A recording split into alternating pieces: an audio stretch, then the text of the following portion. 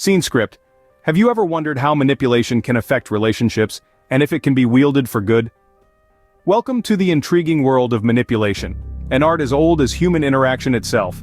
It's an invisible thread that weaves through every facet of our lives, from the media we consume to the conversations we have.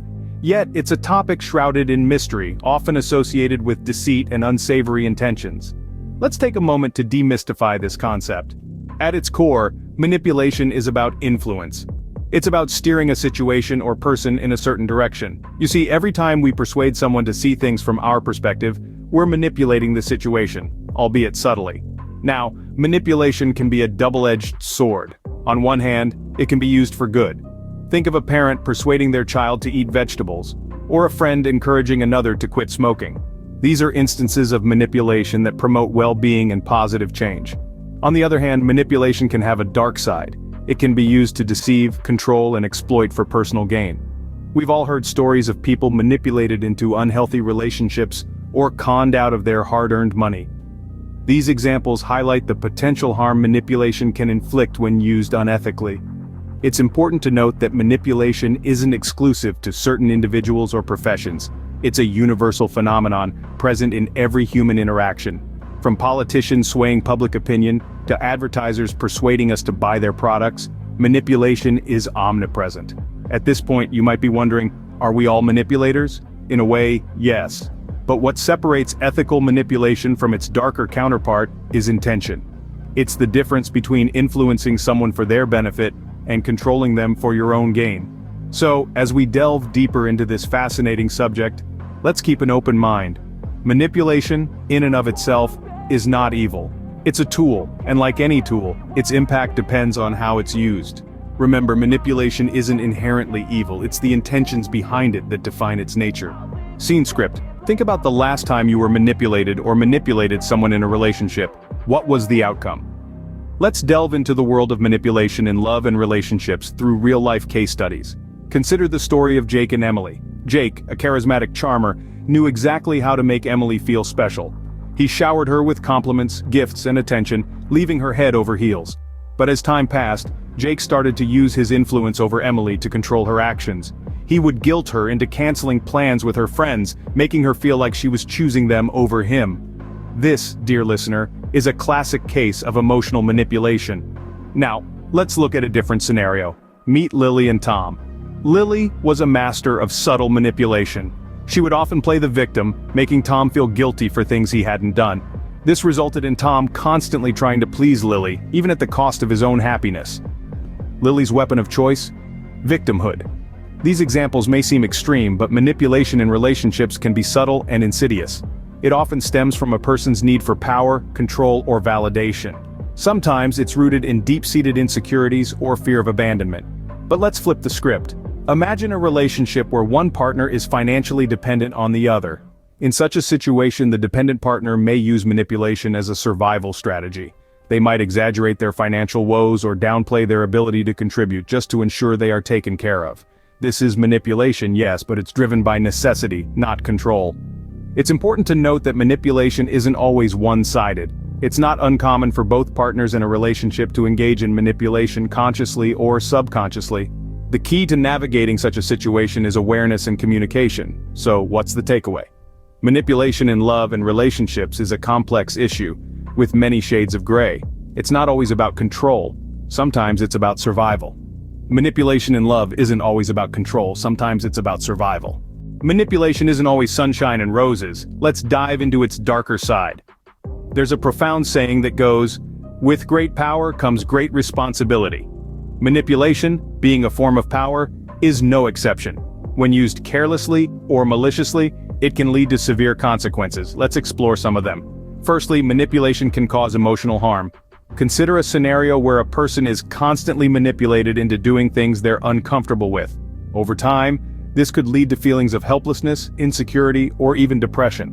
The manipulated individual may start doubting their self-worth, their decisions, and their perception of reality, leading to a downward spiral of emotional distress. Secondly, the manipulator isn't immune to the dark side of manipulation either. Habitual manipulators often build relationships based on deceit and control, rather than trust and mutual understanding. They may find it difficult to form genuine connections, leading to a sense of isolation and loneliness. In the long run, this could result in a life devoid of true companionship and love. Real-life examples of this are more common than you might think. Picture a high school scenario where a popular student manipulates a less popular one into doing their homework, promising friendship in return. Over time, the less popular student feels used and emotionally drained, while the popular student finds themselves without any real friends who they can confide in or trust. Another example could be a manipulative partner who constantly gaslights their significant other to maintain control. This could lead to the partner developing severe trust issues and emotional trauma, while the manipulator ends up in a loveless relationship, devoid of any genuine affection or intimacy. These examples illustrate the potential harm and long-term effects of manipulation. It can damage the mental health of both the manipulated and the manipulator, strain relationships, and foster an environment of mistrust and deceit. The dark side of manipulation can leave deep scars, but recognizing it is the first step to healing. Is it ever ethical to manipulate others even if it's for their own good? This question, ladies and gentlemen, is our central focus today as we explore the ethical implications of manipulation. Now, ethics, as we know, is a complex and multifaceted field. It's the study of what's right and wrong, and it can often be subjective, influenced by personal values, cultural norms, and societal standards. When it comes to manipulation, the ethical landscape becomes even more complicated. Imagine a scenario where you're trying to convince a friend to quit smoking. You're manipulating their thoughts and feelings, yes, but the intention behind it is positive. You want to help them lead a healthier life. This could be seen as an ethical use of manipulation because the desired outcome is beneficial for the individual involved. But let's flip the coin. Suppose you're manipulating someone to gain personal advantage or to harm them in some way. This is where manipulation crosses the line. It becomes unethical when it's used as a weapon to control others or to serve selfish interests. There's also the question of informed consent. If someone knows they're being manipulated and agrees to it, perhaps because they trust the manipulator's intentions, does that make it ethical? Some might argue it does, while others would vehemently disagree.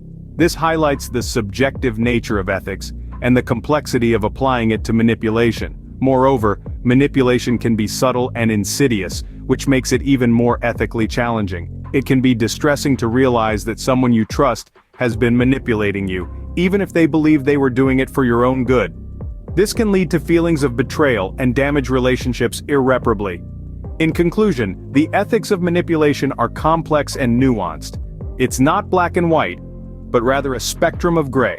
It can be justified in some cases, especially when it's used with good intentions and leads to positive outcomes, but it can also be deeply harmful and unethical, particularly when it's used for selfish gains or without the person's informed consent. Manipulation is a powerful tool. Use it wisely and ethically. It's a weapon that can either build or destroy, and the choice of how to use it lies in our hands. Now that we've explored manipulation, how can we recognize and counter it? As we delve into this topic, we must remember that knowledge is our most potent weapon against manipulation. Recognizing manipulation can be challenging, as it often comes cloaked in charm or guised as concern.